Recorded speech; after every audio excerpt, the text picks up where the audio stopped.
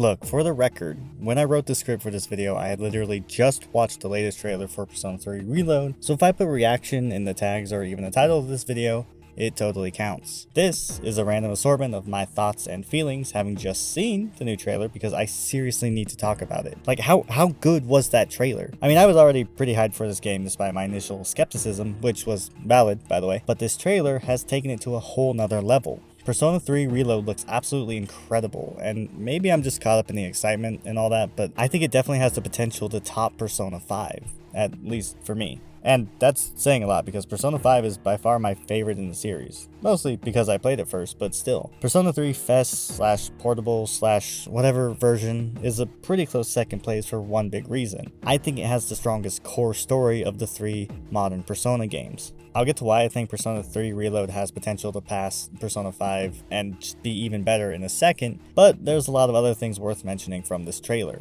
They really packed a lot into this one.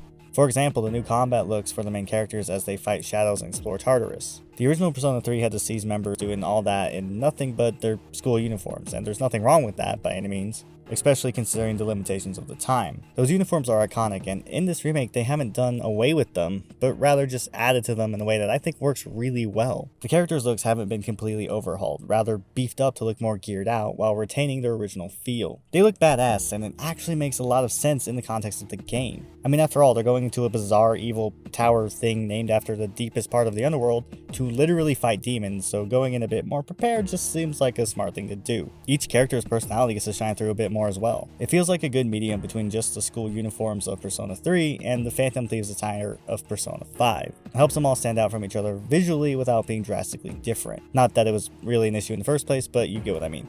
These outfits aren't the only things that got pretty massive upgrades in the visual department either. There's a few shots of the newly redesigned Tartarus that show the significant changes from the OG game. Obviously that is a result of this game being made 17 years later and with tons of hindsight, but it is still an improvement nonetheless. I, for one, am really excited to see the new and improved Tartarus, seeing as that's one of my bigger hangups with the original game. OG Tartarus is just kind of boring to look at and definitely borders on tedious in the late game sections. Again, probably a result of being a PlayStation 2 game, but this is Atlus's chance to do so much more with what already has an insane amount of potential. It doesn't need to be as extensive as the palaces, but variety is the spice of life, and Tartarus could definitely use some spice. Naturally, the combat looks way better graphically and seems to adhere to the original's game design, just with more style.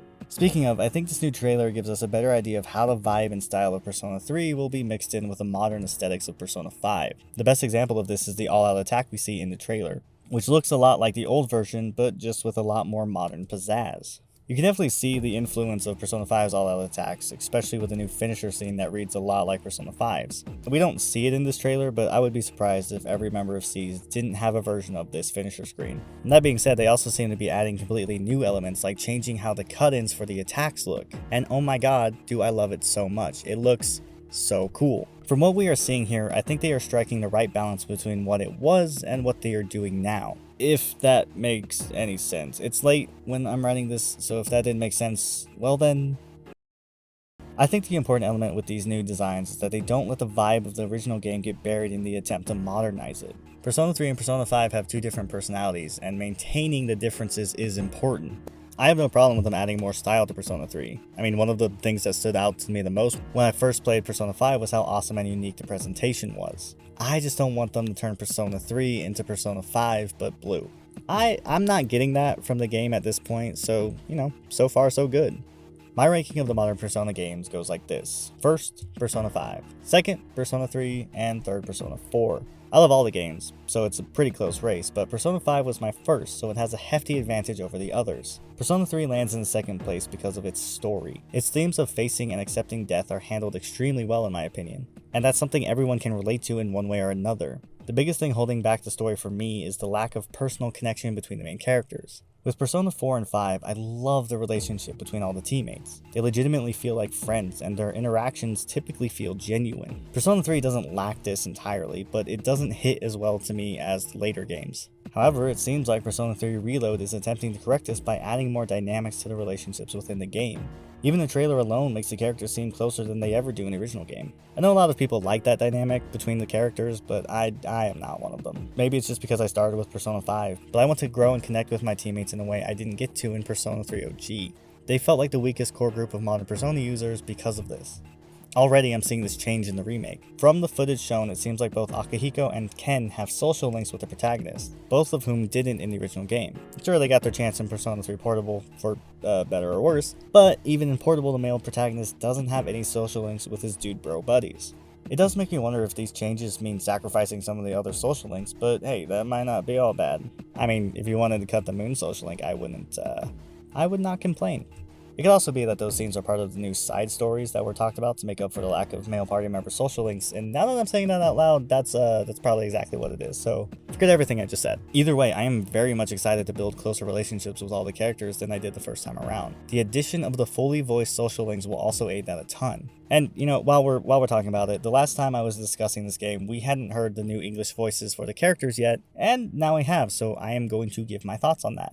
They're fine. None of them really stood out to me for being worse, and some sound close enough to the original that it makes you wonder why they switched in the first place. I'm gonna reserve my final judgment on this count for the full game because that's when the new voice actors will really get the chance to shine. I am very excited for this game. It seems like there are enough changes and new ideas that this game will feel fresh enough to justify its existence in my eyes. That's all I want from remakes, a good game that does justice to the source while standing on its own too. I 100% stand by the point I made in my first video about this game. I wish this was a more definitive version of Persona 3 that included content from the Answer and Portable. The fact that they'll add them later with a new edition of the game or DLC just feels like a blatant excuse to rake in more money, something Atlus is getting a lot of notoriety for. Even this remake already has a $100 special edition of the game that will be available at launch with a bunch of day one DLC, just like Shin Megami Tensei 5, Soul Hackers 2, and Persona 5 Tactical all had or are going to have. Crazy idea, but maybe just give us a full game at launch without charging $30 to $40 for stuff that could just be part of the game.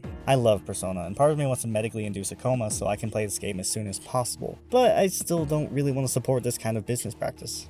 So I'm honestly leaning towards just getting the standard edition, even though said day one DLC is so very tempting. There's costume packs for the Persona 4 and 5 school uniforms, along with a costume pack that turns C's into the Phantom Thieves, because of course there is. There are music packs that add in the battle/background music of Persona 4 and 5 into the game, which is something I absolutely adore, but it would be better if it was just something in the game rather than something I had to pay for. And what is looking to be a modern Persona tradition, there is DLC Personas that will probably break the progression of the game on one level or another. I do really appreciate the fact that the DLC Personas include all the Phantom Thieves Personas rather than just like Jokers or whatever. Kind of like the Persona 4 DLC, which just has 3 Personas. It's not just their basic Personas either. The other Persona 5 Persona Pack features all the second awakenings for the Phantom Thieves Personas, and that is just so tempting for me. Atlus is really leaning into the Persona 5 fan service in this Persona 3 game, so hopefully that doesn't end up subtracting from the final experience. If you avoid the DLC, that shouldn't really be a problem. If anything, I think I'm gonna get through at least one playthrough of the game without the DLC, and then maybe pick it up on sale later.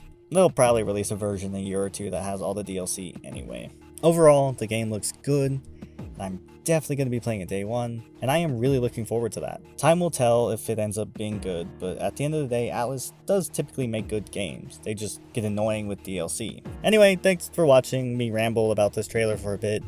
If you liked it, then like it and subscribe if you're into that kind of thing. I've been Tin from Tin Maxx, and I will see you in whatever I do next.